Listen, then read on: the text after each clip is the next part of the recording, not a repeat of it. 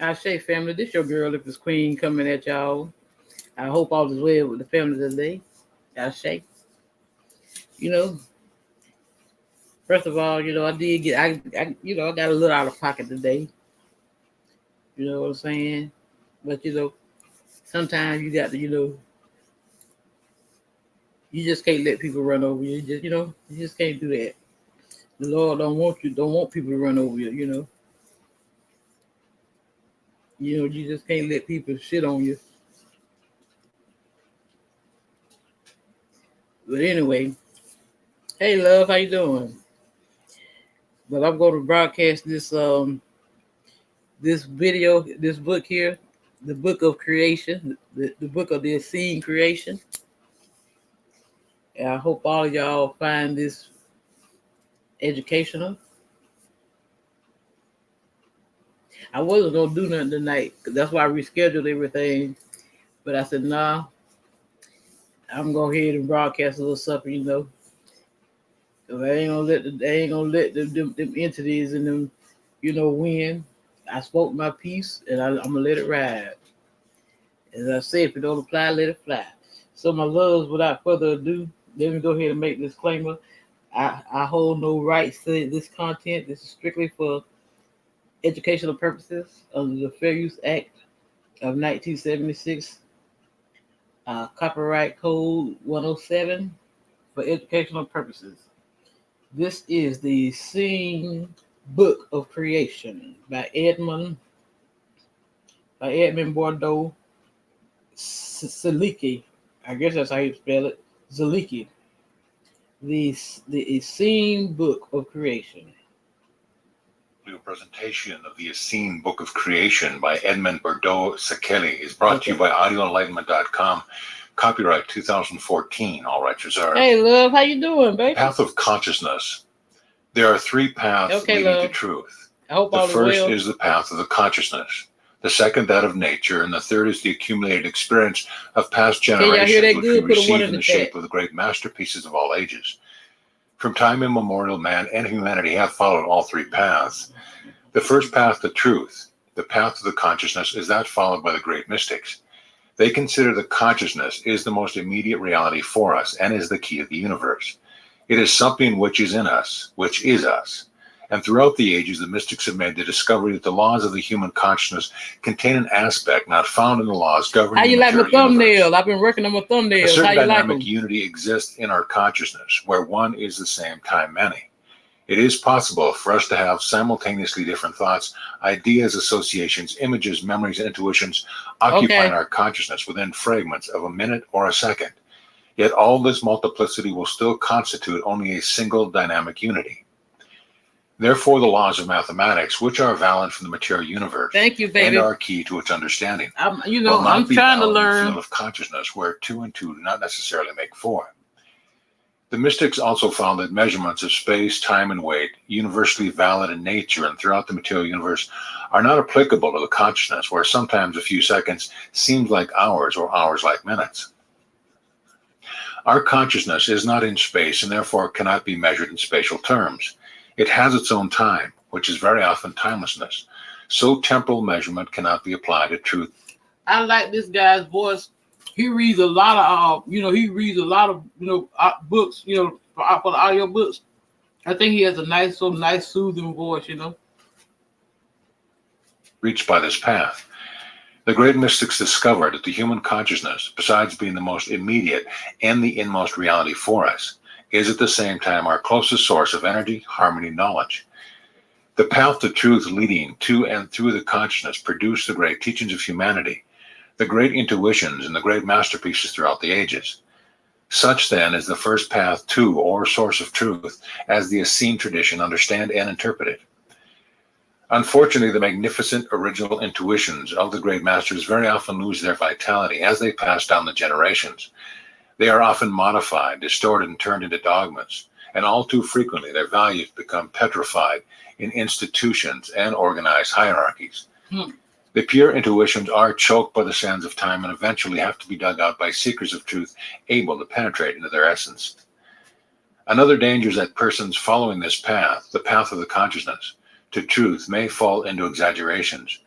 They come to think that this is the only path to truth and disregard all others. Very often, too, they apply the specific laws of the human consciousness to the material universe where they lack validity and ignore the proper laws to the proper sphere. The mystic often creates for himself an artificial universe, farther and farther removed from reality, till he ends by living in an ivory tower, having lost all contact with reality and life. The path of nature. The second of these three paths is the path of nature. While the first path of the consciousness starts from within and penetrates thence into the totality of things, the second path takes the opposite way. Its starting point is the external world. It is the path of the scientist and has been followed in all ages through experience and through experiment, through the use of inductive and deductive methods. The scientist, working with exact quantitative measurements, measures everything in space and time and makes all possible correlations. With his telescope, he penetrates into far and distant cosmic space, into the various solar and galactic systems. Through spectrum analysis, he measures the constituents of the different planets in cosmic space. And by mathematical calculation, he establishes in advance the movements of celestial bodies. Applying the law of cause and effect, the scientist established a long chain of cause and effects which help him to explain and measure the universe as well as life. But the scientist, like the mystic, falls somewhat into exaggeration. While science has transformed the life of mankind and has created great value for men in all ages, it has failed to give entire satisfaction in the solution of the final problems of existence, life, and the universe. The scientist has a long chain of cause and effect secure in all its particles, but he has no idea what to do with the end of the chain.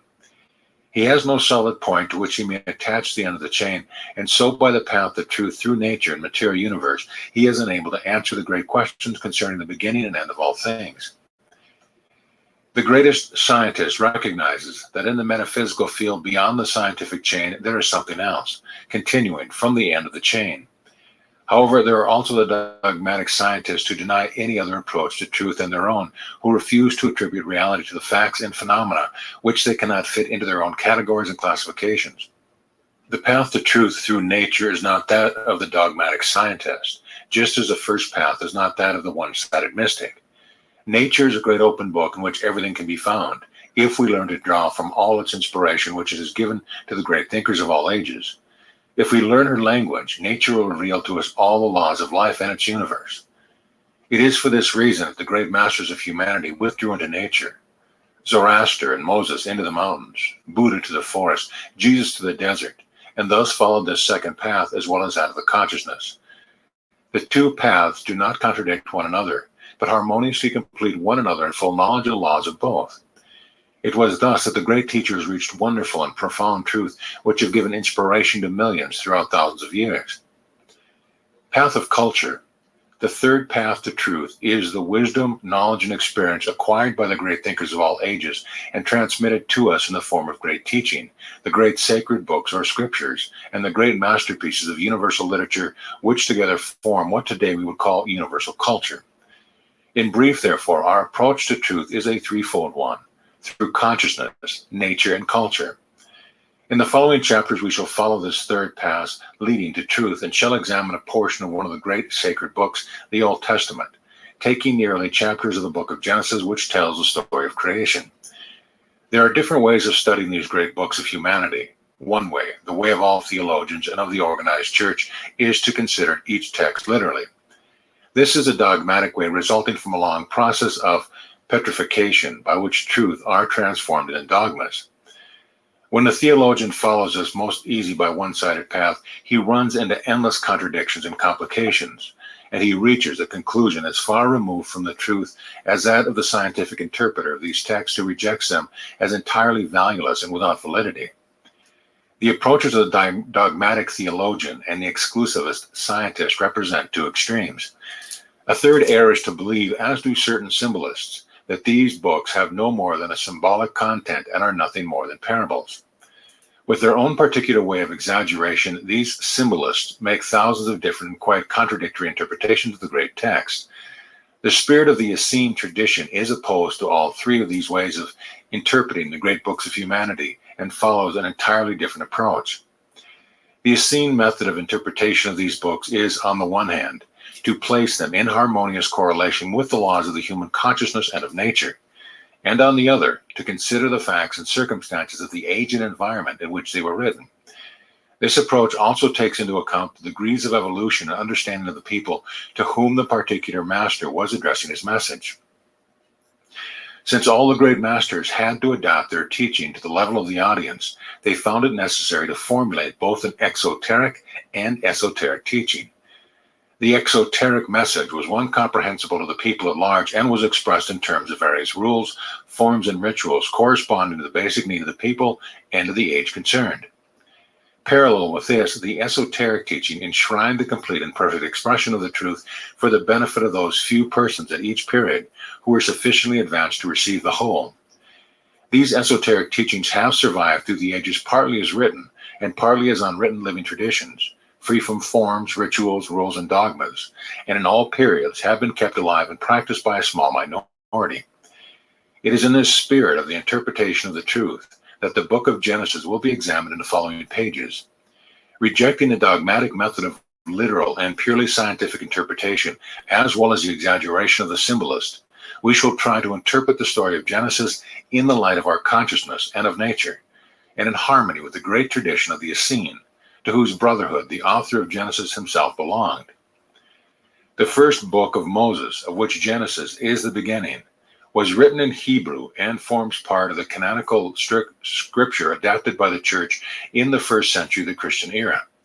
However, there is another Hebrew text, the Essene Book of Creation, which was regarded as apocryphal by the Catholic Church and did not meet with the approval of the synods. In our interpretation, we shall consider the official text alongside the text of the Essene Book of Creation, and we shall make the necessary comparison. The first chapter of Genesis opens with the words, "In the beginning, God created the heaven and the earth." The Essene Book of Creation, on the other hand, says something very different. Without beginning, the law creates thought and life.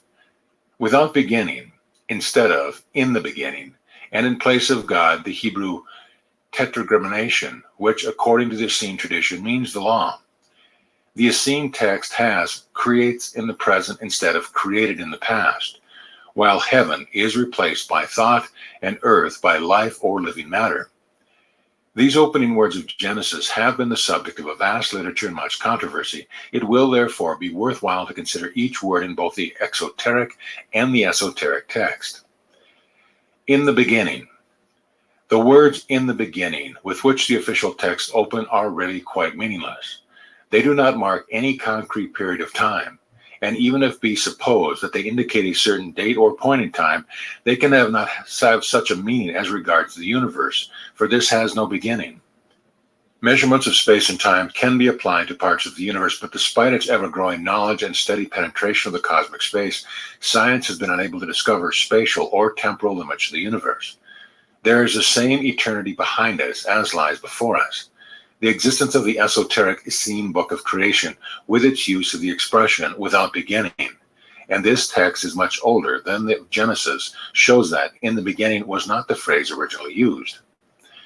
With all great teachings, there is tendency to bring them down to the level of popular understanding.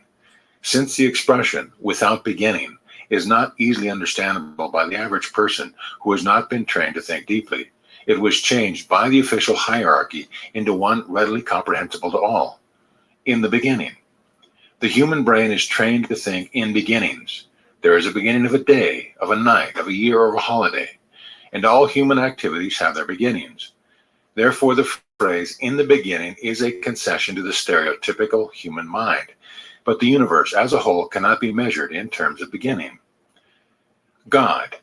The next word in the exoteric text is God. The first chapter of Genesis tells us that God created man in his own image, but history throughout the ages reveals the opposite process, whereby man is continually creating gods.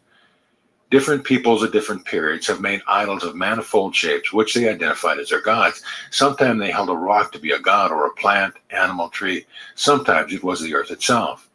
Or they believed the sun or moon to be gods, or a certain star or constellation. At other times, men had a river for God, or the wind, or the hurricane, or even the ocean. Throughout the ages, man has fallen into the common error of identifying God with manifestation or giving God a concrete form and limiting the divinity to some concrete, natural, or artificial thing. Where the word God is used in the Essene book of creation, it is not in any of these senses. In a later age, man created God in his own image and pictured him as a dignified old man with a long beard who lives among the clouds, who thinks as man thinks, gets angry as man gets angry, and punishes and rewards in accordance with his ever-changing mood. It was thought that God was nothing but an oversized man possessing superior power and knowledge. The Essene book of creation does not describe such an anthropomorphic God. Then again, as philosophy and the history of human thought developed, the various metaphysical schools created different gods according to their own reasoning, logic, and imagination. Some metaphysical systems consider God to be power, while others hold that he is love or wisdom or truth. Great philosophers have said that God is nature or the universe itself. Others have held that God is reason. All these philosophical and metaphysical systems fall into the error of identifying God with an abstract, immaterial manifestation. They limit God just as much as the primitive idolatry with its concrete material forms. In its interpretation of God, the Essene book of creation does not limit itself to either a material or an immaterial manifestation. In the ancient Essene text, God is always mentioned in connection with the word law. During the ages, this word has acquired several meanings. At the present time, it unfortunately suggests something quite different to what it meant thousands of years ago. First of all, it means to us some man-made rule or regulation, the edict of a king, dictator, or parliament. Law in this sense is usually different with each age and country. There are also the scientific laws concerning nature and the material universe. These two vary according to the age and progress of humanity. The scientific law of 100 years ago are no longer laws today, and present-day scientific laws will have disappeared a century hence. So what does this mean?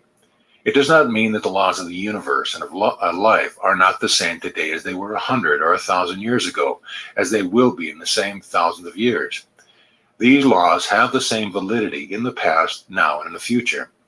It means only that our conception of these laws is constantly changing as our knowledge increases and becomes more and more all-sided. The history of human thought and the history of philosophy and the sciences consist of nothing but a long series of hypothetical laws established by man in the face of the permanently changing aspect of one and the same reality. It is evident that the Essene tradition did not refer either to man-made social laws or to man-made scientific laws when they speak of law in connection with God. According to the Essene and the great thinkers of all times, the law is everywhere and behind all. There is a law according to which a stone falls, mountains and seas are formed, the sun and the moon move. In accordance with it, earth revolves, solar system arise and disappear, atoms and molecules have their motions.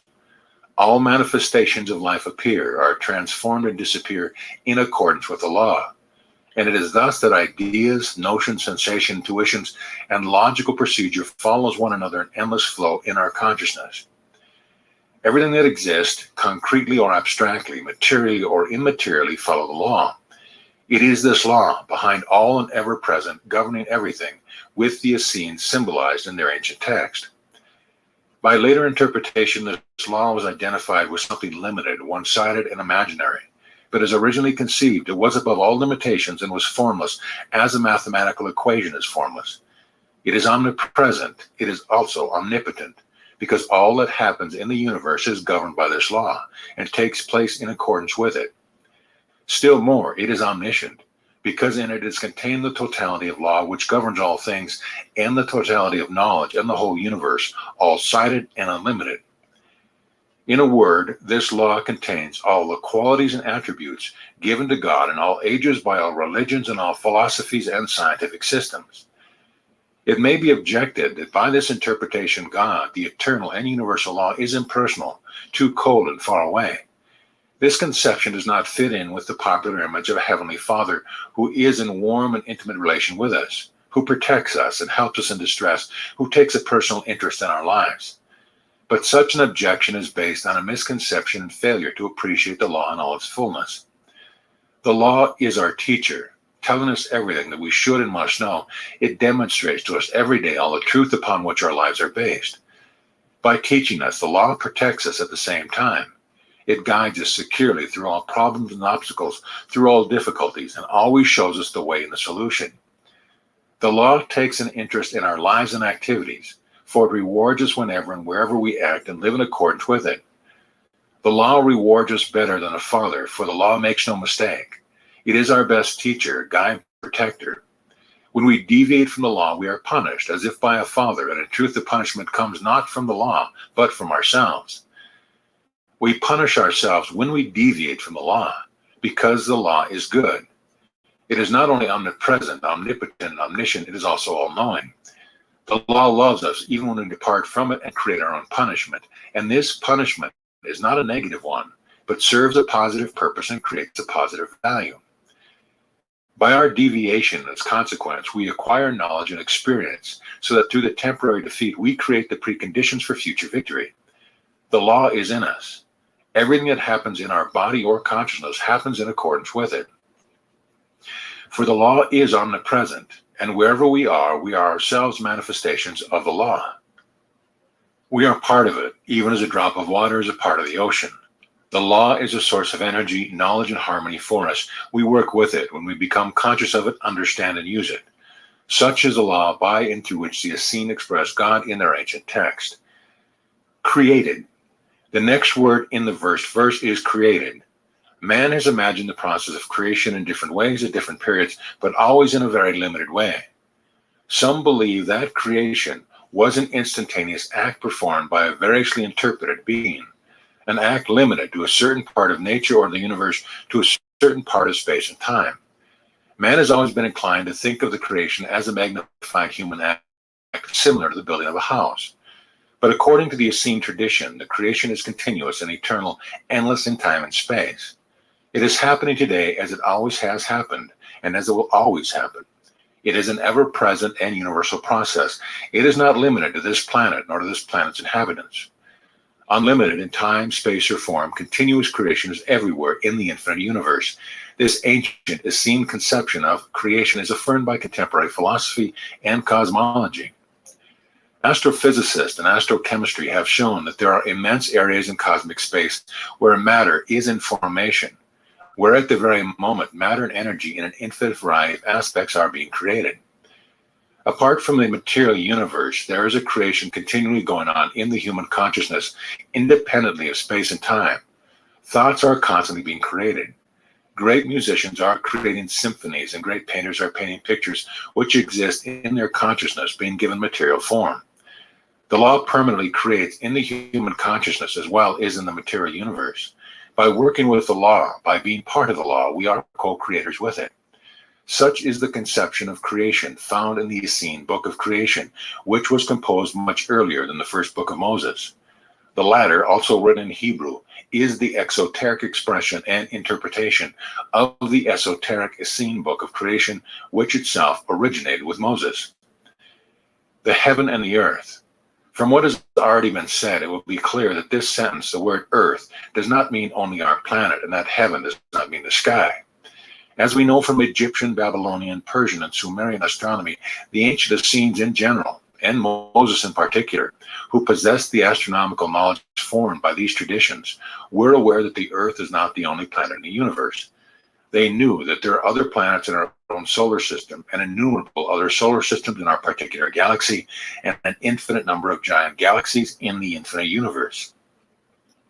It is evident that the Essenes did not limit the continuous creation of the law to our earth, a single small particle of the universe. When they used the expression earth, they meant the sum total of planets existing in cosmic space.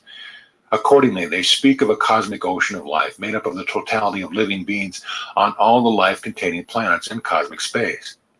The precise term they used, living matter, is explained by their conception of life and matter. The ancient Essene texts do not draw an essential distinction between organic, living matter and inorganic matter. In the view of the Book of Creation, all inorganic matter contains in itself the potentiality of life, and when and wherever the preconditions of life appear, inorganic matter will turn into organic, living matter.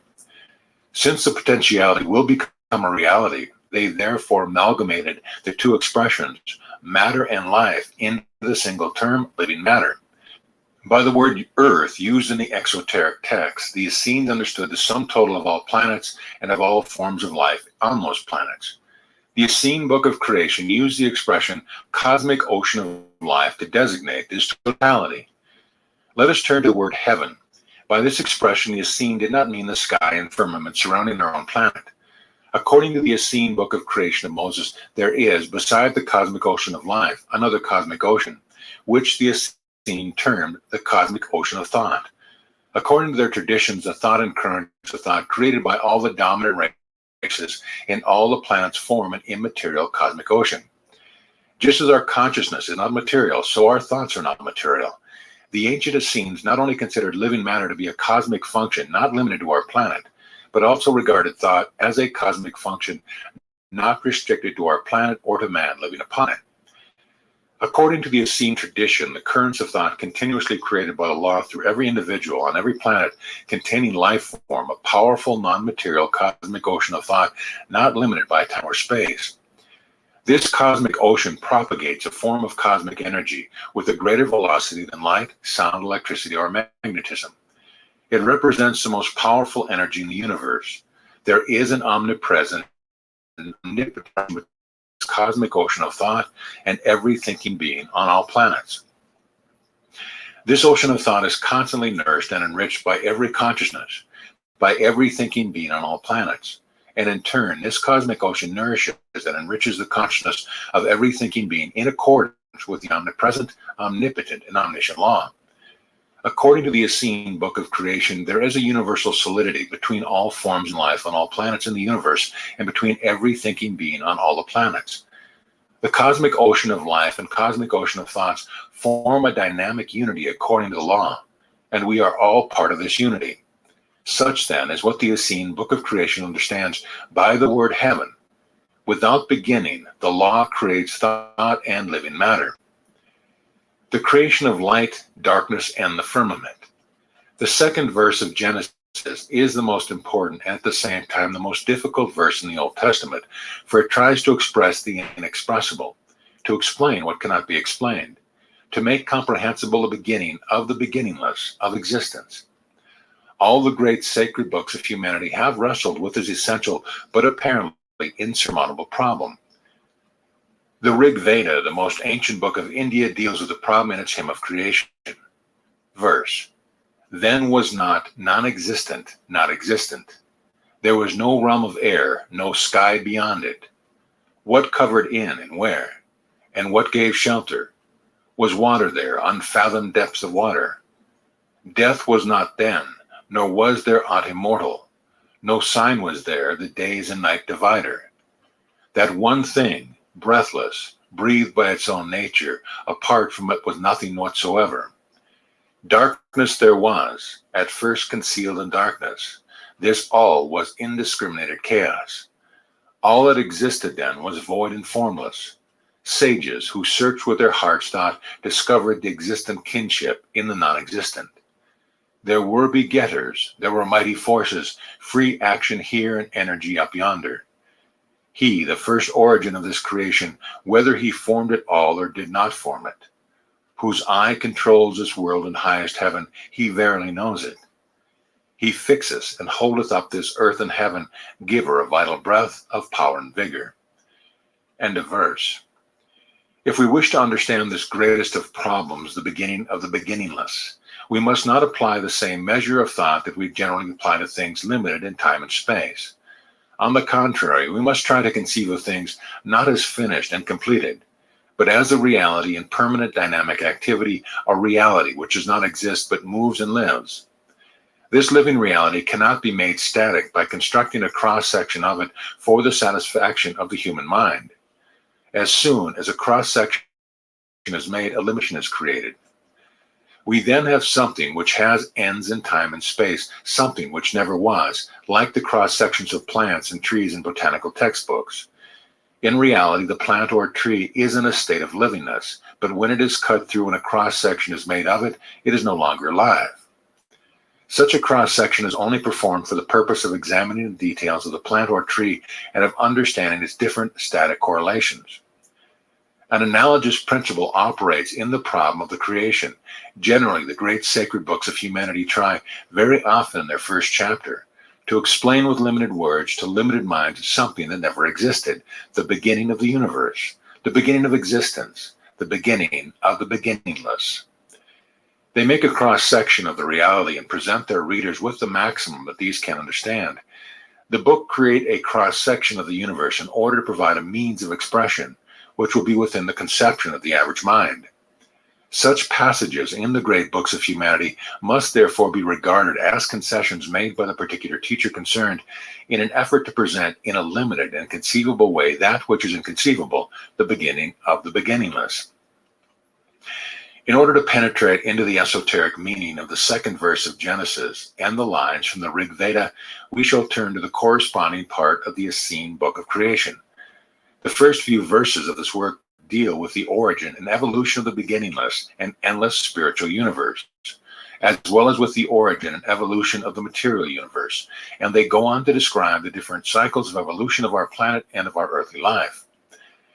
In the Essene book of creation, verses 2 and 3 of the first chapter of Genesis are found, but in reverse order, the sentence, "And God said, let there be light, and there was light," is generally interpreted by Bible critics who miss the esoteric meaning of the text according to the letter and not according to the spirit. They take the text literally, believing it to refer to optical light, and are consequently led to say that it is nonsense to speak about light before the sun and moon were created.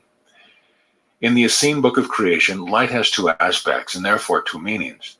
First, it is the eternal cosmic ocean of thought, or cosmic consciousness. Secondly, it is human consciousness as an individual part of the eternal cosmic ocean of thought. According to the Essene book of creation, this cosmic consciousness is the foundation of the spiritual universe, and it governs all manifestations of life on all planets in cosmic space. Every thinking body is in intercommunion with it. From it, manifold currents of thought enter into each thinking body, and towards it tend all the thoughts of all beings and all planets. Such is the light to which the Essene book of creation refers. It is evident that this eternal cosmic ocean of thought preceded the formation of our planet. These first few verses of Genesis and of the Essene book of creation deal first with the spiritual universe and the material universe, and then speak of the formation and evolution of the earth, our planet. The text in the book of creation is very similar to that of Genesis. And the law said, let there be light, and there was light. After this comes what is verse 2 in Genesis. And the earth was without form and void, and darkness was upon the face of the deep. And the Spirit of God moved upon the face of the waters. Contemporary cosmogony entirely agrees with Genesis that when it began to form, our planet was without form and void. The earth was a part of one of the cosmic nebula, and darkness was upon the face of the deep. Darkness in the Essene book of creation is the absence of consciousness, of thought. In the initial phase of our planet's evolution, there were no living beings of any kind, and consequently no consciousness. Man had not yet appeared. And the Spirit of God moved upon the face of the waters. All around this formless part of the nebula, which had hardly begun to condense, was the Spirit of God. The eternal cosmic ocean of thought moved upon the face of the waters. But the preconditions of life had not appeared at the early stage of the planet's life and evolution, nor were the preconditions of thought and consciousness present. In other words, there was still darkness upon it. But the eternal cosmic ocean of thought, the Spirit of God moving upon the waters, surrounded this planet in embryonic state. In verse 4 of Genesis, God divided the light from the darkness. In the Essene book of creation, this line appears, and it applies to the whole universe. The same thought and the same words occur in another great sacred book of humanity, the Zen Avesta of Zoroaster.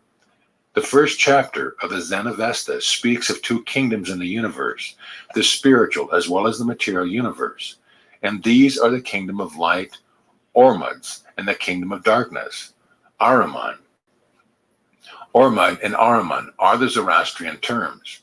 The various interpretations of Avistic cosmology made in the West all fall into the same error of considering that the kingdom of light, or Ormud, represents good and the kingdom of Ahriman evil. The Zen Avesta says no such thing. According to it, the kingdom of Ahriman represents nothing but the absence of light, which contains all the preconditions and potentialities of light and will, in a later degree of evolution, become light itself. It is not a question of something evil, but the lack or absence of light, in the esoteric meaning, the absence of consciousness. In infinite cosmic space, there are at all times millions of solar systems and planets in process of formation where the conditions of life, thought, and consciousness do not yet exist. In them, there is darkness, the absence of light or consciousness. But as soon as a planet attains the degree of evolution where the dominant race appear with their thinking bodies, then the light enters into it from the infinite ocean of ether in the universe. This division of the spiritual and material universe into the kingdom of light and darkness is found not only in the Bible and the Zend-Avesta, but in all the sacred books of humanity. When Genesis states that God divided the light from the darkness, it is referring to this basic principle of universal light and to the darkness processing all the potentialities of light and destined to become the light itself. One very important thing is to be noticed. Throughout these first verses of Genesis, there is a reference to water. The waters, the face of the waters, the depth of the waters, the firmament of the waters, the vision of the waters, are a dominant motif running through these 8 verses of the first chapter of Genesis. There is a similar mention of water in the hymn of creation in the Rig Veda. Was water there, unfathomed depth of water? And in another verse, of the time the mighty waters came containing the universal germ. The same paramount reference to water is also found in the first chapter of Zoroaster's Zend-Avesta. For what reason do 3 great books of humanity and their respective authors all refer to water when they wish to explain the spiritual and material universe and universal life? One of the oldest Essene traditions uses water in its various aspects and forms of manifestation to explain the complexity and multiplicity of universal life. This tradition is drawn from a very ancient Sumerian source, whence Zoroaster took it from the Zend-Avesta, the authors of the Vedas for the Rig Veda, and Moses for the book of Genesis. Another great teacher, Buddha, used the water to explain his system of thought to his disciples. He declared that the water was one of his teachers. When he wished to compare samsara, the ever-circling flow of life, with that which is uncreated and without end, he likened the various manifestations of life to the waves of the ocean and to the rivers which appear and then disappear into the ocean, the great water which is always the same. This comparison used by the Buddha is a late echo of the ancient Essene tradition from the Sumerian source, which considered universal life as an ocean and individuals as waves upon that ocean. Qualitatively, individual life is essentially the same as universal life, of which it is a part. Yet a wave is not the ocean, and the ocean is more than a wave. In all esoteric texts of the sacred books of humanity, material bodies or matter are likened to pieces of solid ice which, in the presence of certain conditions, a change in the external temperature, will be transformed into another kind of life. A piece of ice may not be regarded as lifeless because it contains all the potentialities of living water. When the necessary preconditions appear, it will be turned into water. In the ancient Essene tradition, water is compared to the feeling body. Later, when a further change in the precondition is registered, the water will be transformed into vapor, and this vapor is compared to the thinking body. The ocean of water is likened to the earthly atmosphere of thought, the ice covering the water to material bodies. According to this ancient Essene tradition, there is a single unity of life with various aspects or manifestations.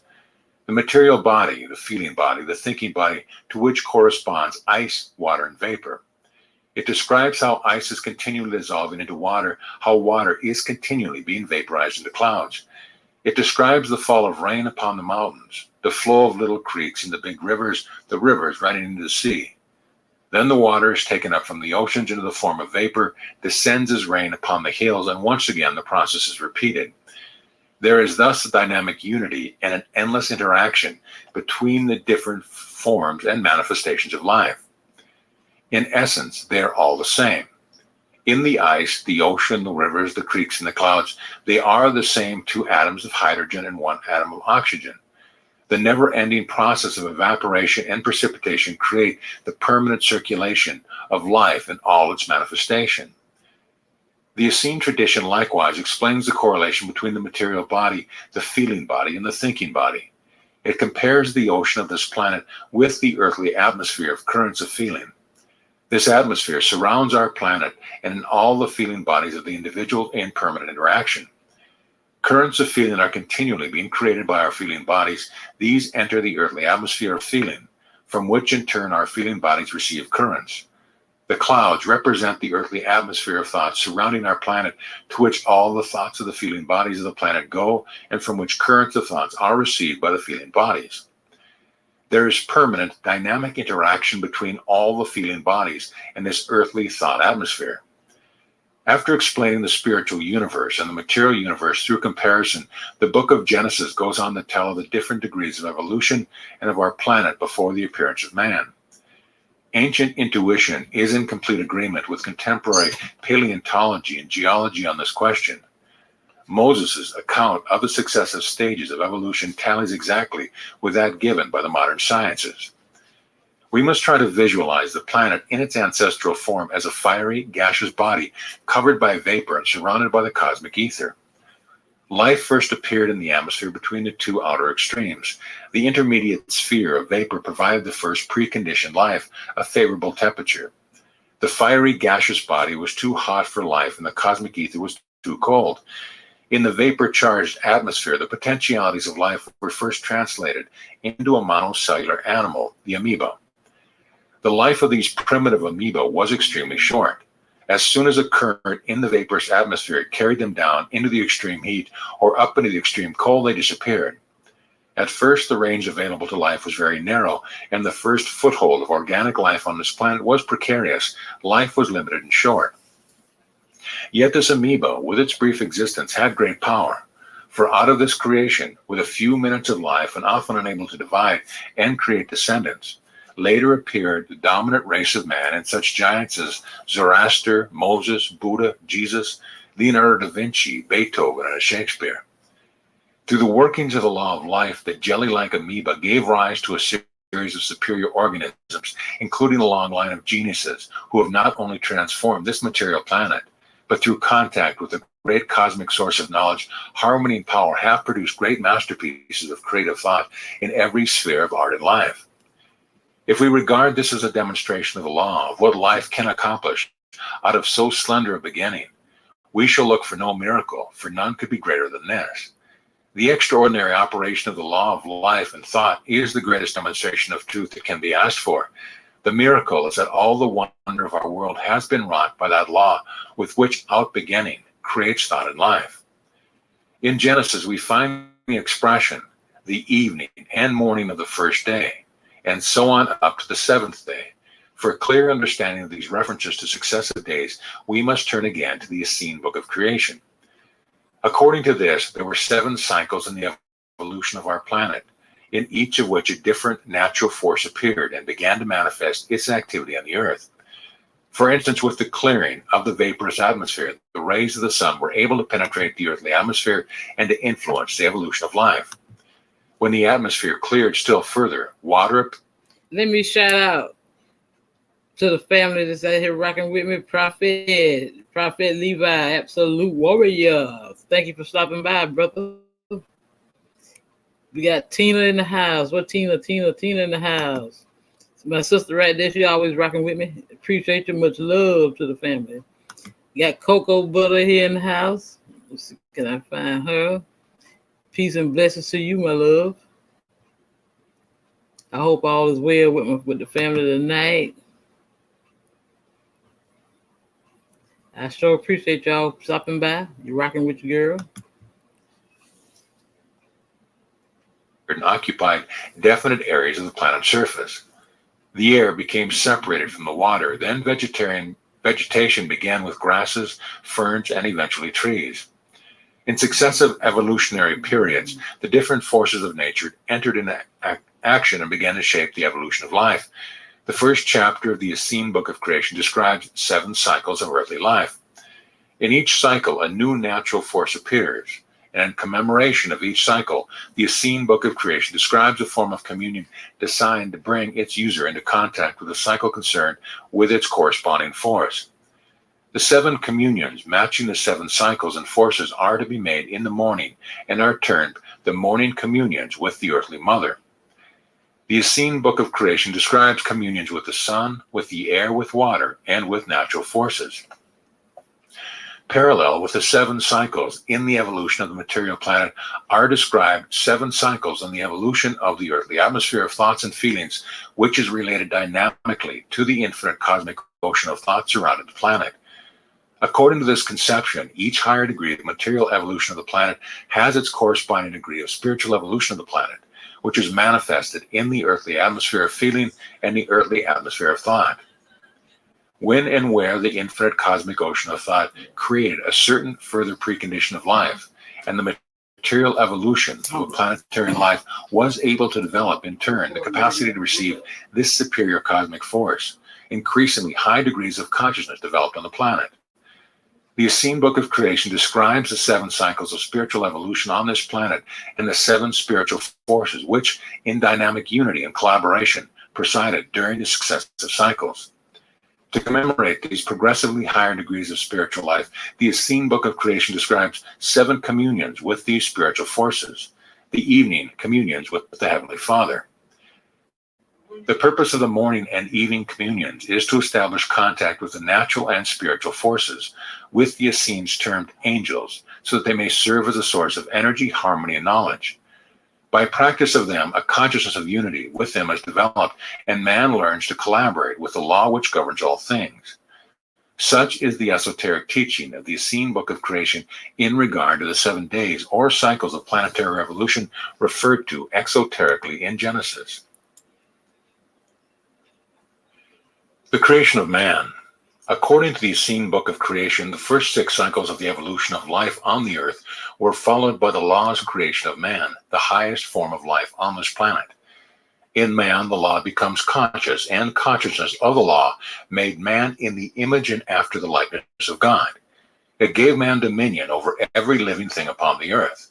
By his possession and manifestation of the law, man became the representative of the Creator upon earth.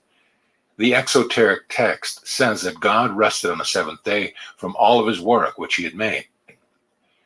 According to the esoteric text, the law, the Creator, did not rest on the 7th day, but from the 7th day onward. Since the 7th day, man has been entrusted with the work of creation on this planet.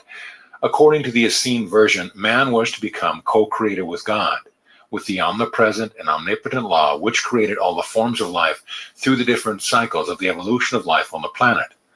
All was created for man as the Creator's representative on earth. And the Lord formed man of the dust of the ground. Here the Essene book of creation refers to the origin of man's material body. What is meant by the expression dust of the ground? The dust, at first sight, an uncomplimentary term, stands for all the material preconditions of an organism, for all the elements of the planet. And since all living things return to the earth, the dust represents the end as well as the beginning of all material life on the planet. The verse continues, and breathed into his nostrils the breath of life, and man became a living soul. The breath of life has a deep inner meaning. In its exoteric sense, it represents the most important precondition of life.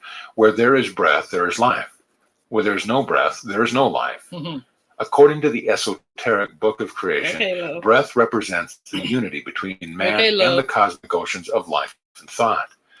The two terms, living and soul, seek to convey this double aspect of the unity of man as a living being with the cosmic ocean of life, unity of man as a thinking being with the cosmic ocean of thought. The fall of man.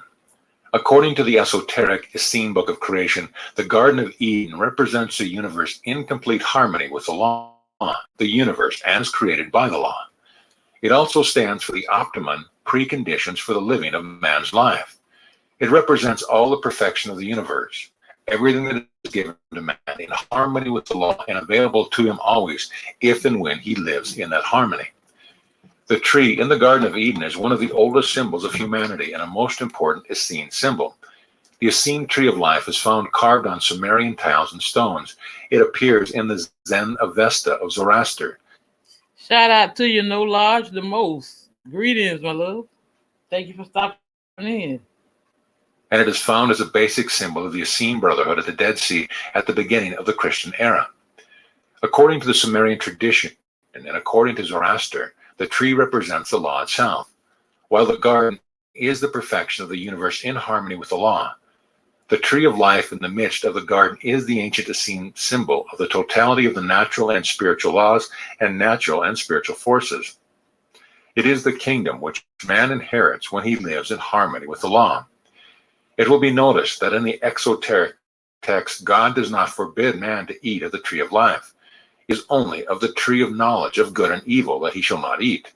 This is another tree from which, if we eat of it, we shall know not only good, but evil also. The evil is the result of our deviation from the law. Therefore, the law, the Creator, bids man not to eat from this tree, since he should know not evil, but only good. The law forbids man to know both good and evil, because it is his destiny to know only the good. Evil has no reality in itself, but man gives it reality of a kind by deviating from the law. In the moment of deviation, he knows good and evil. Even then, his knowledge will not be wholly evil, but a combination of good and evil. Good will be limited by evil. Creating a world of limitation and negation, he loses the Garden of Eden, which is nothing but good, nothing but perfection. Genesis explains how it came about that man preferred the tree of knowledge of good and evil to the tree of life, which is pleasant and good, without admixture of evil. The serpent brings temptation. Now the serpent is an ancient symbol, representing a lower form of existence, a negative factor raising doubt as to the perfection of the law. The suggestion of the serpent represents a negative feeling of the feeling body, a retrogression to the lower degree of life long ago passed by man in his evolution. In the Essene book of creation, man and women are also symbols. Man stands for the thinking body and woman for the feeling body of man.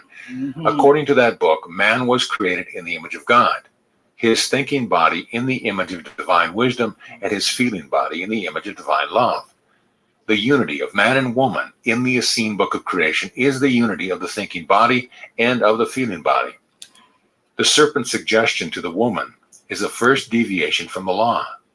And the woman did eat, and gave also unto her husband with her, and he did eat. Eating by the woman represents the reception of a negative feeling, while eating for the man symbolizes the reception of negation by the thinking body. And the eyes of them both were opened, and they knew that they were naked, and they sewed fig leaves together and made themselves aprons. After the first deviation from the law has been made, man sees negation and imperfection where they do not exist. He gives reality to imperfection and imagines them. The degenerative process goes even further. The making of aprons represents the first unnecessary work of man. Since that time, the history of humanity has been nothing but a series of unnecessary works involving a great waste of energy. Wherever we look, around us or into the past, we see a huge quantity of aprons. We see mankind toiling to make multitudes of superfluous things, many of them harmful as well. Man, who might be living leisurely in the perfection of the Garden of Eden, is engaged in the manufacture of all sorts of inferior things as a result of his original deviation from the law. Once the first chain of deviation is formed, all the others follow. And they heard the voice of the Lord God, "Where art thou?" In the midst of the material world of negation and limitation, all of us from time to time hear the voice of God. It asks, "Where art thou, Adam?" And this voice is our salvation. It is a voice that will lead us back to the Garden of Eden, to the tree of life. Since his fall, man has been a triad. The lowest part, the spirit of negation and limitation, is the serpent. In the middle is man with all his potentialities. At the highest part of the triad is God manifested in man, the voice which asks, "Where art thou, Adam?" And the Lord God said, "Behold, the man is become as one of us, to know good and evil. And now, lest he put forth his hand and take also of the tree of life, and eat and live forever." This is the text as given in Genesis, but the esoteric text of the Essene book of creation diverges considerably from it. And the law, the Creator said, "Behold, the man is not as one of us, since he knows good and evil, and he cannot now put forth his hand and take also of the tree of life and eat and live forever." This means that the divine providence wishes man to eat from the tree of life and live forever, and not to eat of the tree of knowledge of good and evil. He should not give reality to evil and create a world of limitation and negation, for he should live in the Garden of Eden, knowing good only. Eventually, he will eat of the tree of life in the heart of the Garden of Eden, but not so long as he deviates from the law, giving reality to evil by acceptance of negative feelings in his feeling body and of negative thoughts in his thinking body. Since man cannot serve two masters, the Lord God sent him forth from the Garden of Eden to till the ground from whence he was taken. So he drove out the man, and he placed at the east of the Garden of Eden a cherubim and a flaming sword which turned every way, to keep the way of the tree of life. In the esoteric text, the words flaming sword are replaced by flaming light, and the word keep by show. This is an extremely important verse of chapter 3. When man deviated from the law, he drove himself from the Garden of Eden, but his loss is not final and irreparable, since the law, the Creator, placed cherubims or angels in the garden, as well as the flaming light which turns in every direction to show the way to the tree of life. In ancient Essene symbolism, the tree of life, representing the totality of natural and spiritual forces of laws, is surrounded by angels of light who will show man the way back to the tree, so they may eat of it and live forever in harmony with the natural and spiritual laws. The angels round the tree of life derive from the most characteristic of the Essene tradition, angelology, the science concerning angels. They stand for the seven spiritual powers of the Heavenly Father and seven natural forces of the earthly Mother. Communion with these 14 angels is the way back to the tree of eternal life. The flaming light of the angels represents the light of consciousness, that consciousness which often speaks to us within when we try and deviate from the law. The law wishes to regain the Garden of Eden, to return to its perfection and claim our inheritance as co-creators with God, continuing to work of creation on his planet. At the center of the Essene tree of life is a human figure. Half the figure belongs to the tree above ground and half to the roots. In other words, part of him belongs to the kingdom of the Heavenly Father, to the spiritual world, and part of the kingdom to the earthly mother, to the terrestrial nature. The tree depicts the unity of man with all the spiritual power and natural forces. It represents man in entire harmony with the cosmic, spiritual, and natural law. In the Essene book of creation, the 24th verse of chapter 3 is illustrated by the Essene tree of life. The tree is also the illustration to the whole of this chapter in Genesis. It is a microcosm expressing the macrocosm of the universe. It shows the full meaning of the chapter. It makes clear man's rightful place in the universe. It teaches that the fall of man described in Genesis is only an accident in the evolution of man on his path to ever higher degrees of perfection. It is the token of his salvation, the destiny, the nobility of man. Moses, Prince of Egypt, the path of tradition. There have been 4 titans in the history of mankind who have more influence on the people of the world than any other human being. These 4 are Zoroaster, Moses, Buddha, and Jesus, to name them chronologically, but the most extraordinary and enigmatic of them was Moses. Throughout universal history, a certain law has operated whenever a great civilization has seemed to be declining and close to disintegration. When the intellectual and ethical horizon of man narrows, so that no one can see clearly the way to a new start, this law operates to bring forth the universal genius who opens up a new horizon. A new cycle in the evolution of thought follows, and a new culture begins. Such a critical turning point in human history has been witnessed several times. When the Roman Empire and Roman civilization reached their peak and began to disintegrate, Jesus, the great Essene master, appeared.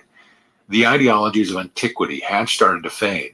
There seemed to be no way to go forward on the path of existing world conceptions when he came to bring a new ethic and metaphysical value to man. There was a similar situation earlier in Egypt, when the great political and cultural power became petrified I'm glad y'all and its enjoying inherent this. values began to disappear. Then Moses came forth, the second great titan of history. It is necessary first to survey his stature in the perspective of history in order to appreciate his extraordinary genius. He was the creator of one of 2 component parts of Western culture, the Hebrew religion. Out of that, the Greek philosophy have come the fundamental tenets of Western civilization. Moses created one of the 2 great nations to which we owe our cultural heritage. He established monotheism as the foundation of religion for all people of the Western world. He was the first and greatest of the prophets. He was That's the right. giver of the He law. was. He brought forth the Ten Commandments, and he established the Essene communions with the natural and cosmic forces. No other single individual in history accomplished so much during a lifetime in so many different fields. His inexhaustible energy and endurance made it possible for him to perform an extraordinary variety of immense tasks. It is not necessary to analyze the life and teaching of Moses within the framework of ecclesiastical history. The significance of these have been argued back and forth down the ages. There are some historical data available, but the most authentic information comes from the ancient Essene traditions preserved through the Essene Brotherhood at the Dead Sea and at Lake Mareotis, That's Egypt. them Dead Sea Scrolls. These traditions divide the life of Moses into 3 periods of 40 years each. The first period covered his life in Egypt from his youth until he was 40 years of age. The second period of 40 years he spent in the desert after he had fled from Egypt, and throughout that time he lived the life of a shepherd. The third 40 years he also spent in the desert leading the people of Israel after he had delivered them from the bondage of Egypt. According to the Essene teaching, each of these 3 periods had a dominant note. The first period of 40 years was spent in acquiring the sum total of knowledge available to him as a prince of Egypt, which was then the center of culture in the Western world. 3,000 years ago, Egypt was a theocratic monarchy, and the priesthood guarded the traditions and possessed the accumulated knowledge of that time. Moses followed these traditional paths to wisdom and truth. He studied all the ancient sources of Egyptian wisdom, precepts of Pra-Hotep, and the Egyptian Book of the Dead, which dated back to a period several thousand years earlier than this. The wisdom of the Egyptians represented not only their own traditions, but those that came from the East as well. Moses had an insatiable hunger for the truth, for wisdom. He was perhaps the most restless mind in all history. After acquiring the sum total of the knowledge he could find in Egypt, he reached the conclusion that he knew very little. He tried to reclaim the wisdom of Egypt from the swamps of its theognosis and theologies. He penetrated the dark labyrinth of the rituals of Isis, Amun-Ra, and Osiris, but he found only an enormous pyramid of obscure dogma and petrified traditions without inner dynamism, with no unifying principle to explain the problems of the universe and life. After 40 years of attempting to put together the innumerable bricks of the Egyptian tradition, he concluded that he would have to start on another path to find an integral explanation of the final problems of existence. After his failure to find truth on the path of traditional culture, he began to walk on the path of nature. He went into the desert and led the life of a shepherd. He observed all the phenomena of nature and tried to penetrate into the inner meaning of all that he saw. The desert became his most intimate friend. The name of Moses and the desert are inseparable. Many other great geniuses have turned to the desert. The prophets did, and Jesus did. It may be well to ask why, to ask what the desert is and what it meant to those who sought its solitude. There is in the desert something great, a vastness that transcends all superficialities. In man, it is stripped down to a minimum of material necessities for the sustenance of the body, and in it he is freed from distraction for the spirit. Well. Only in the empty places of nature, in the deserts of Arabia or the forests of India, away from all disturbing influences, did the great titans of human thought discover those inner truths which they brought forth for the benefit of mankind. From these withdrawals and meditations in the wilderness have come a long series of high values for humanity. The Avestas of Zoroaster, the Vedas of the Brahmins, the Upanishads of the forest sages of India, the Tripitaka of Buddha, the teaching of Moses, of the prophets, of the Essene Brotherhood in the desert, and of Jesus. All these were the result of periods of contemplation and solitude away from the habitation of man. In the second 40-year period of life, Moses, pursuing his lowly occupation as a shepherd in the waste of the desert, sought to find that something which his intuition told him must exist behind the diversity of phenomena. He tried to penetrate into the essence of nature. It was this quest which distinguished him from the rest of mankind. Only a few make such an effort. The greatest events and the most important phenomena have often gone unrecorded or even unobserved through long centuries, despite their great influence on the life of man. The law of gravity is an instance of such an occurrence. Millions of men everywhere had seen an apple falling from a tree, but to them it was a phenomenon of no significance whatsoever. It needed the penetrating genius of a Newton to recognize the universal law and an invisible power behind that simple happening. He deduced from it the law of gravity, the law of power which governs the movement of all celestial bodies in infinite cosmic space. Similarly, Moses made a discovery even more momentous in its influence on the rest of human history, especially that of the Western world.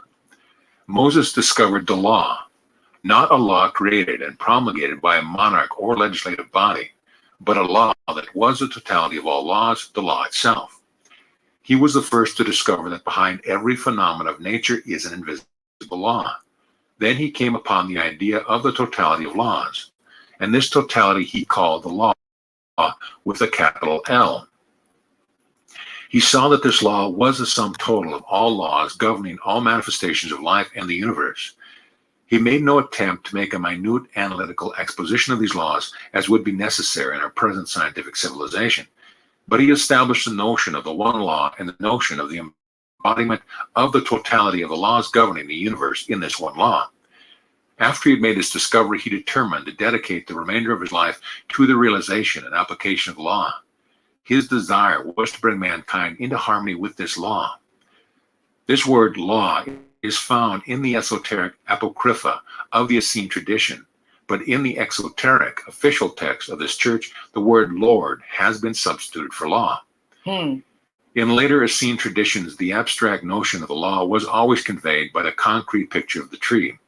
This symbolism was used in other great teachings. Well, I tell y'all Buddha about that became symbolism. conscious of the Four Noble Truths under a mango tree. Newton's awareness of the law of gravity Under an was apple connected tree. with an apple tree. Mm-hmm. And Moses, similarly, receiving his great revelation under a small tree in the desert, the burning bush. The tree has thus become a universal symbol, and in the Essene tradition, it was known as the tree of life, representing the law itself. Moses, Prince of Egypt, the path of tradition. The Essene tree of life had 7 branches above the earth and 7 roots beneath it. Each of the 7 branches represented an invisible spiritual power, and each of the 7 roots a visible natural force. At the central point of the tree was a figure of a man, according to the archaeological finding from which in part these Essene traditions have been reconstructed. The man was represented sitting half in and half out of the earth, and in such a way that the upper part of his body belonged to the trunk of the tree and the invisible powers of the universe, while the lower part belonged to the roots of the tree and the visible forces of nature. Thus were symbolized the 2 parts of man's nature, one belonging to the material world, the other the immaterial imponderability of his consciousness to the spiritual kingdom. According to the Essene tradition, the symbol of the burning bush, which appeared to Moses, represented 2 very important aspects of universal light: warmth and light. The warmth of the fire was a basic principle of the world conception found in the Zen Avesta of Zoroaster.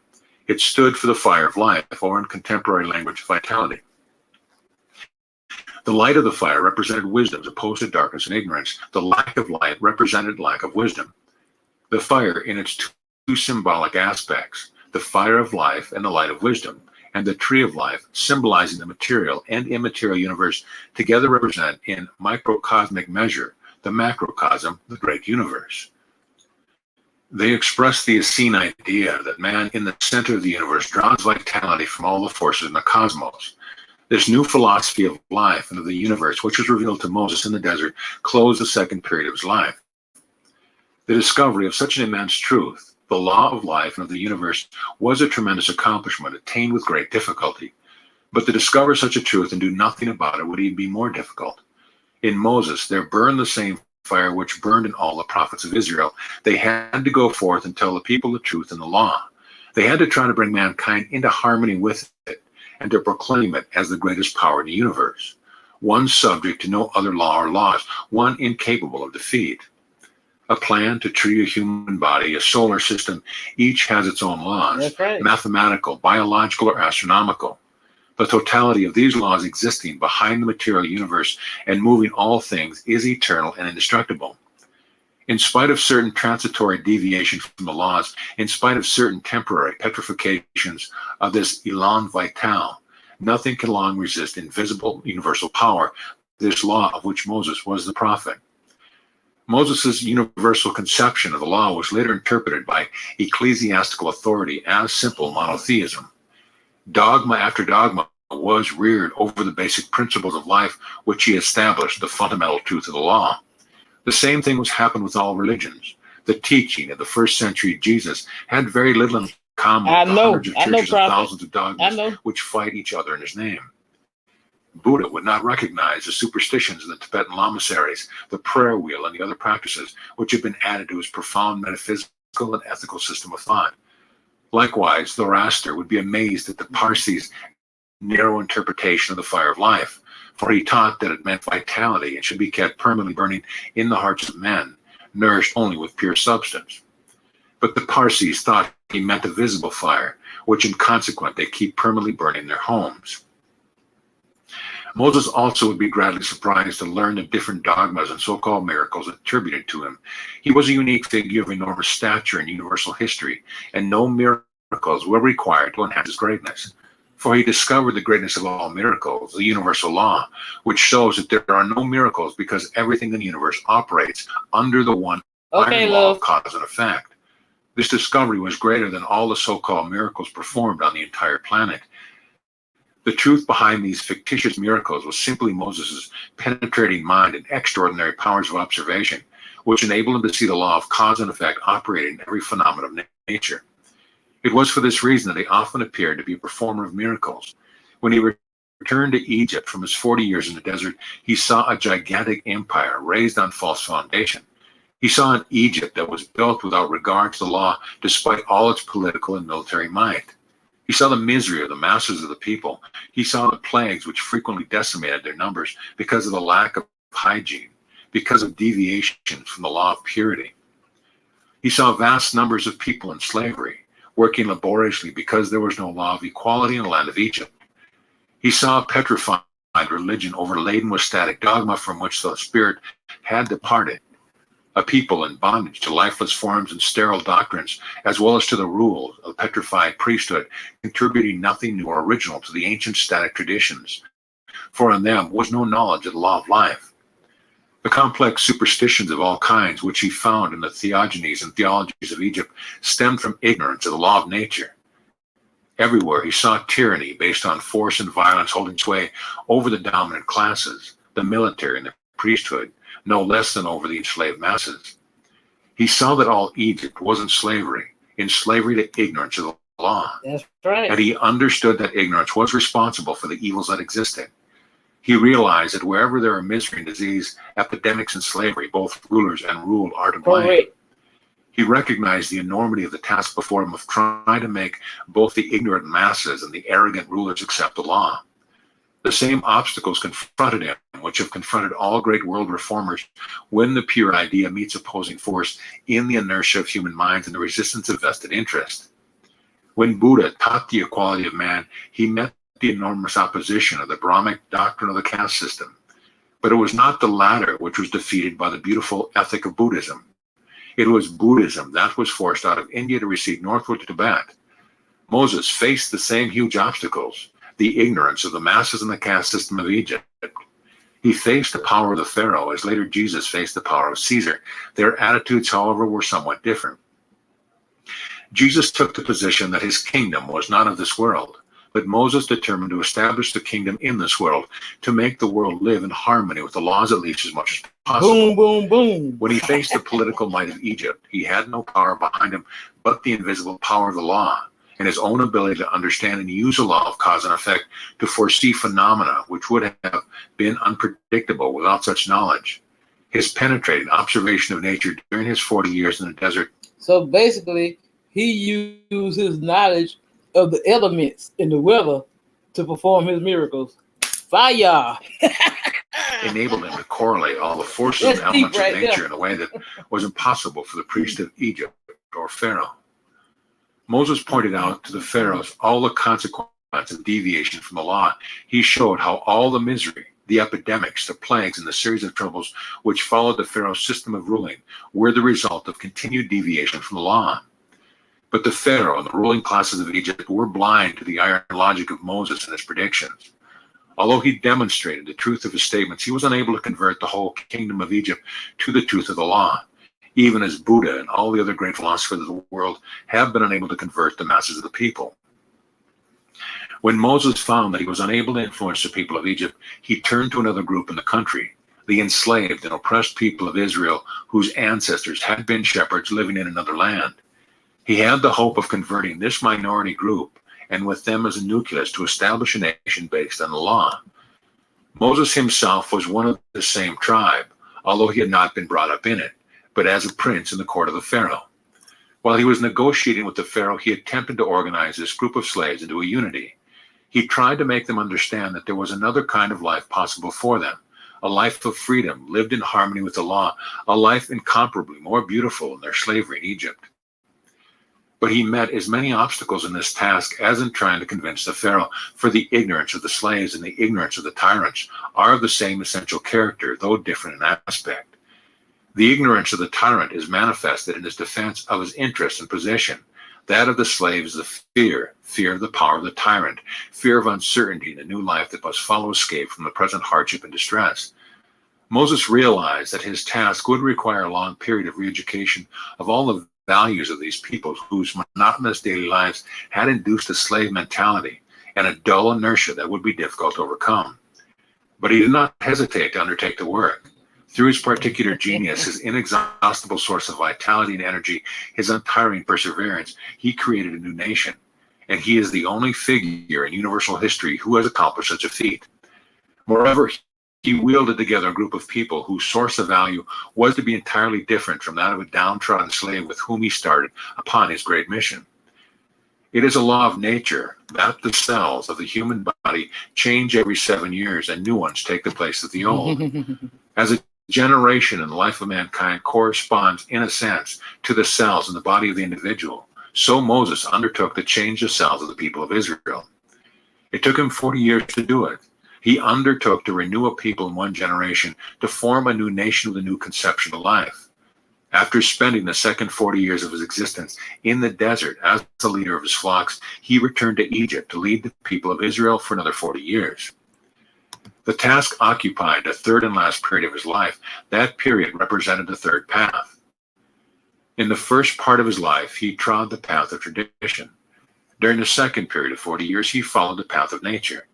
The third path was that of intuition, the path of the unfoldment of the inner consciousness through which he was able to give the law to mankind. He brought forth a new system of ethics and established a new nation.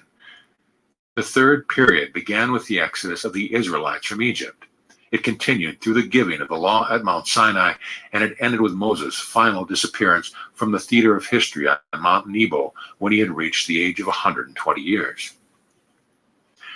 Moses in the desert, the path of nature. The story of Moses in Egypt, in the exodus in the desert, in the approach to Canaan, and the story of the giving of the laws are not limited to one particular time in universal history or even to an actual geographical locality. Their history represents something much deeper, not temporal but eternal, not limited in time and space but universal in its application and significance. It has a very deep meaning which is valid even today. It represents a revolution of the dynamic against the static, the revolt of freedom against slavery, of wisdom against superstition.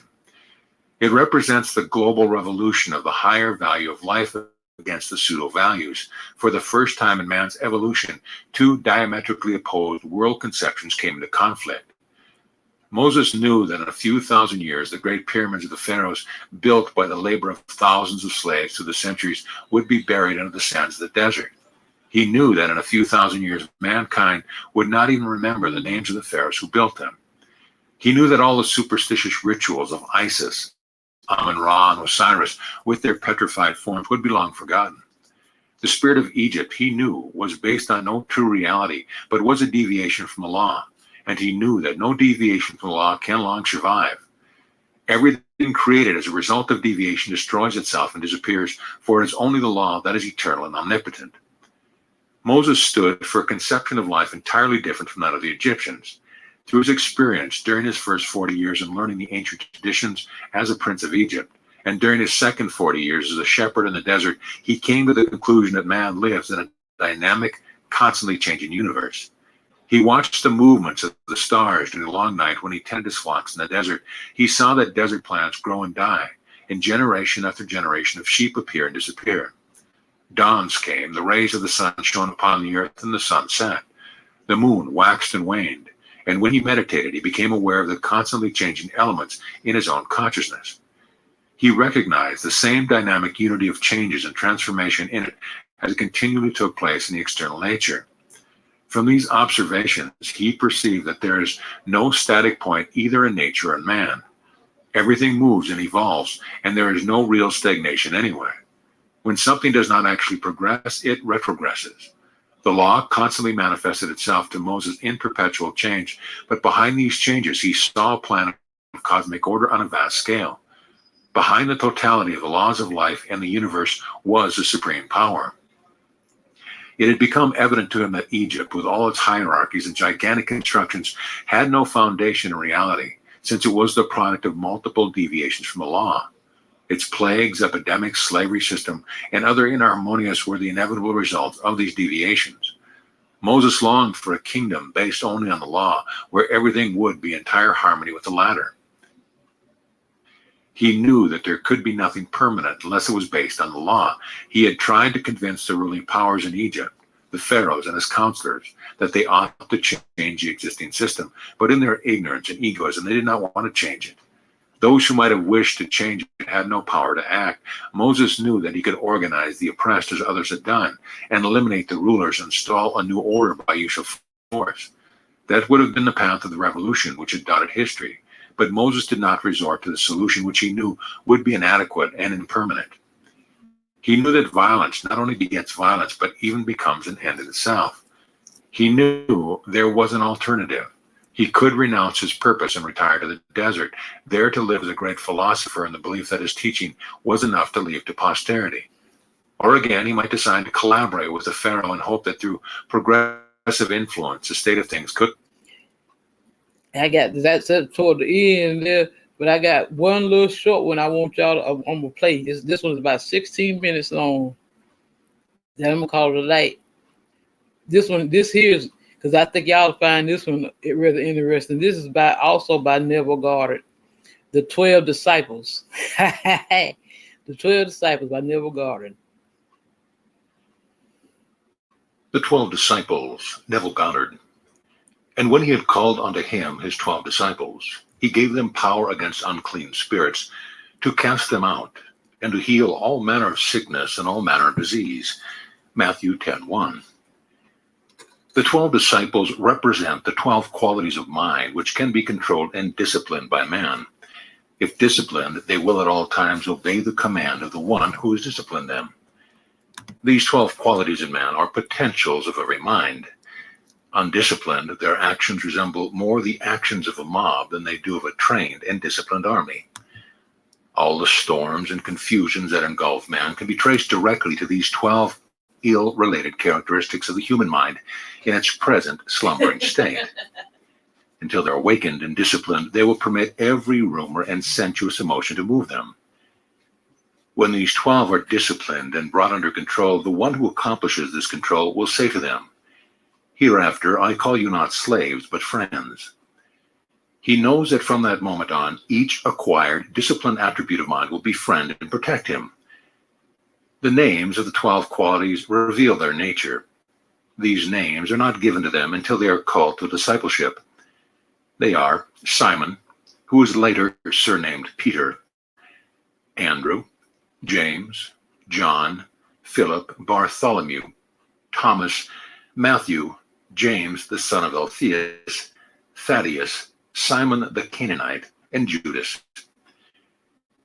The first quality to be called and disciplined is Simon, or the attribute of hearing. This faculty, when lifted to the level of a disciple, permits only such impressions to reach consciousness as those which his hearing has commanded him to let enter. No matter what the wisdom of man might suggest or the evidence of the senses convey, if such suggestions and ideas are not in keeping with that which he hears, he remains unmoved. This one has been instructed by his Lord and made to understand that every suggestion he permits to pass his gate will, on reaching his Lord and Master, his consciousness, leave its impression there, which impression must in time become an expression.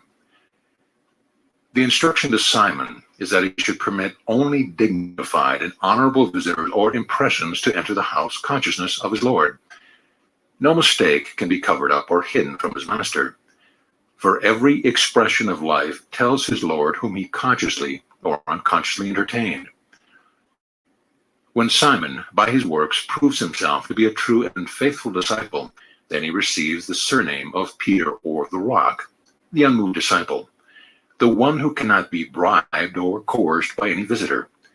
He is called by his Lord Simon Peter, the one who faithfully hears the commands of his Lord, and besides which commands he hears not.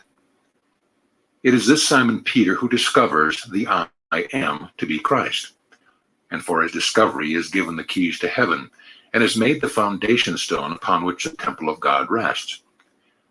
Buildings must have firm foundation, and only the disciplined herein can, on learning that the I am is Christ, remain firm and unmoved in the knowledge that I am Christ, and beside me there is no other. The second quality to be called to discipleship is Andrew, or courage. As the first quality, faith in oneself, is developed, it automatically calls into being its brother, courage. Faith in oneself, which asks no man's help, but quietly and alone appropriates the consciousness of the quality desired, and in spite of reason or the evidence of the senses to the contrary, continues faithful patiently, waiting in the knowledge that his unseen claim, if sustained, must be realized. Such faith develops a courage and strength of character that are beyond the wildest dreams of the undisciplined man whose faith is in things seen. The faith of the undisciplined man cannot really be called faith, for if the armies, medicines, or wisdom of man in which his faith is placed be taken from him, his faith and courage go with it.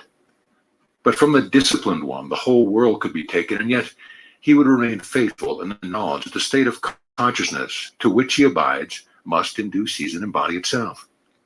This courage is Peter's brother Andrew, the disciple, who knows what it is to dare, to do, and to be silent. The next two, who are called, are also related. These are the brothers James and John. James the just, the righteous judge, and his brother John the beloved. Justice, to be wise, must be administered with love, ever turning the other cheek, and at all times returning good for evil, love for hate, non-violence for violence. The disciple James, symbol of a disciplined judgment, must, when raised to the high office of a supreme judge, be blindfolded, that he may not be influenced by the flesh, nor judged after the appearance of being. Disciplined judgment is administered by one who is not influenced by appearance. The one who is called these brothers to discipleship continues faithful to his command to hear only that which has been commanded to hear, namely the good. The man who has this quality of his mind disciplined is incapable of hearing and accepting as true anything either of himself or another which does not on the hearing fill his heart with love. These two disciples, or aspects of the mind, are one and inseparable when awakened. Such a disciplined one forgives all men for being that which they are. He knows, as a wise judge, that every man perfectly expresses that which he is, as man, conscious of being. He knows that upon the changeless foundation of consciousness all manifestation rests, that changes of expression can be brought only through changes of consciousness. With neither condemnation nor criticism, these disciplined qualities of the mind permit everyone to be that which he is. However, although allowing this perfect freedom of choice to all, they are nevertheless ever watchful to see that they themselves prophesy and do both for others and themselves only such things which, when expressed, glorify, dignify, and give joy to the expressor. The fifth quality called to discipleship is Philip. This one asked to be shown the Father. The awakened man knows that the Father is a state of consciousness in which man dwells, and that this state or Father can be seen only as it is expressed. He knows himself to be the perfect likeness or image of that consciousness with which he is identified. So he declares, "No man has at any time seen my Father, but I, the Son, who dwelleth in his bosom, have revealed him. Therefore, when you see me, the Son, you see my Father. For I come to bear witness of my Father. I and my Father, consciousness and its expression, God and man, are one." This aspect of the mind, when disciplined, persists until ideas, ambitions, and desires become embodied realities, This is the quality which states, "Yet in my flesh shall I see God." It knows how to make the word flesh, how to give form to the formless. The sixth disciple is called Bartholomew. This quality is the imaginative faculty, which quality of the mind, when once awake, distinguishes one from the masses. An awakened imagination places the one so awakened head and shoulders above the average man, giving him the appearance of a beacon light in a world of darkness. No quality so separates man from man as does the disciplined imagination. This I is the separation of the wheat from the chaff. Those who have given most to society are artists, scientists, inventors, and others with vivid imaginations. Should a survey be made to determine the reason why so many seemingly educated men and women fail in their after-college years, or should it be made to determine the reason for the different earning power of the masses, there would be no doubt that the imagination played the important part. Such a survey would show that it is imagination what makes one a leader, while the lack of it makes one a follower. Instead of developing the imagination of man, our educational system oftentimes stifles it by attempting to put into the mind of man the wisdom he seeks. He forces him to memorize a number of textbooks which all too soon are disproved by later textbooks. Education is not accomplished by putting something into man. Its purpose is to draw out of man the wisdom which is latent within him. May the reader call Bartholomew to discipleship, for only as this quality is raised to discipleship will you have the capacity to conceive ideas that will lift you beyond the limitations of man. The seventh is called Thomas. This disciplined quality doubts or denies every rumor and suggestions that are not in harmony with that which Simon Peter has been commanded to let enter. The man who is conscious of being healthy, not because of inherited health, diets, or climate, but because he is awakened and knows the state of consciousness in which he lives, will, in spite of the conditions of the world, continue to express health. He could hear through the press, radio, and wise men of the world that a plague was sweeping the earth, and yet he would remain unmoved and unimpressed. Thomas the doubter, when disciplined, would deny that sickness or anything else which was not in sympathy with the consciousness in which he belonged had any power to affect him. This quality of denial, when disciplined, protects man from receiving impressions that are not in harmony with his nature. He adopts an attitude of total indifference to all suggestions that are foreign to that which he desires to express. Disciplined denial is not a fight or a struggle, but total indifference. Matthew, the eighth, is the gift of God. The quality of the mind reveals man's desire as gifts of God. The man who is called this disciple into being knows that every desire of his heart is a gift from heaven, and that it contains both the power and the plan of its self-expression. Such a man never questions the manner of its expression. He knows that the plan of expression is never revealed to man, for God's ways are past finding out. He fully accepts his desires as gifts already received, and goes his way in peace, confident that they shall appear. The ninth disciple is called James, the son of Alphaeus. This is the quality of discernment. A clear and ordered mind is the voice which calls this disciple into being. This faculty perceives that which is not revealed to the eye of man. This disciple judges not from appearance, for it has the capacity to function in the realm of cause, and is so never misled by appearance. Clairvoyance is the faculty which is awakened when this quality is developed and disciplined. Not the clairvoyance of the mediumship, seance rooms, but the true clairvoyance or clear seeing of the mystic. That is, this aspect of the mind has the capacity to interpret that which is seen. Discernment, or the capacity to diagnose, is the quality of James, the son of Alphaeus. Thaddeus, the 10th, is a disciple of praise, a quality in which the undisciplined man is woefully lacking.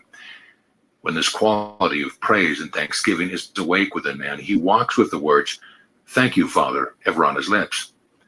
He knows that his thanks for things not seen opens the windows of heaven and permits gifts beyond his capacity to receive to be poured upon him. The man who is not thankful for things received is not likely to be recipient of many gifts from the same source until this quality of the mind is disciplined. Man will not see the desert blossom as a rose. Praise and thanksgiving are to the invisible gifts of God. One desires what rain and sun are to the unseen seeds in the bosom of the earth. The 11th quality called is Simon of Canaan. A good key phrase for this disciple is hearing good news. Simon of Canaan, or Simon from the land of milk and honey, when called to discipleship, is proof that the one who calls his faculty into being has become conscious of the abundant life. He can say with the psalmist David, "Thou preparest a table before me in the presence of mine enemies. Thou anointest my head with oil, my cup runneth over." This disciplined aspect of the mind is incapable of hearing anything other than good news, and so is well qualified to preach the gospel or good spell. The 12th and last of the disciplined qualities of the mind is called Judas. When this quality is awake, man knows that he must die to that which he is before he can become that which he desires to be. So it is said of this disciple that he committed suicide, which is the mystic way of telling the initiated that Judas, the disciplined aspect of detachment. This one knows that his I am or consciousness is his savior, so he lets all other saviors go. This quality, when disciplined, gives one the strength to let go. The man who is called Judas into being has learned how to take his attention away from problems or limitations and place it upon that which is a solution or savior. Except you be born again, you cannot in any ways enter the kingdom of heaven. No greater love hath man than this, that he give his life for a friend. When man realizes that the quality desired, if realized, would save and befriend him, he willingly gives up his life, the present conception of himself, for his friend by detaching his consciousness from that which he is conscious of being, and assuming the consciousness of that which he desires to be. As a man thinketh, so is he. Judas, the one whom the world in its ignorance has blackened, will, when man awakes from his undisciplined state, be placed on high, for God is love, and no greater love has a man than this, that he lay down his life for a friend. Until man lets go of that which he is now conscious of being, he will not become that which he desires to be. And Judas is the one who accomplishes this through suicide or detachment. These are the 12 qualities which were given to man in the foundation of the world. Man's duty is to raise them to the level of discipleship. When this is accomplished, man will say, "I have finished the work which thou gavest me to do. I have glorified thee on earth, and now, O Father, glorify thou me with thine own self, with the glory which I had with thee before the world was." So ends the 12 disciples. All right, my loves, I hope y'all enjoyed that.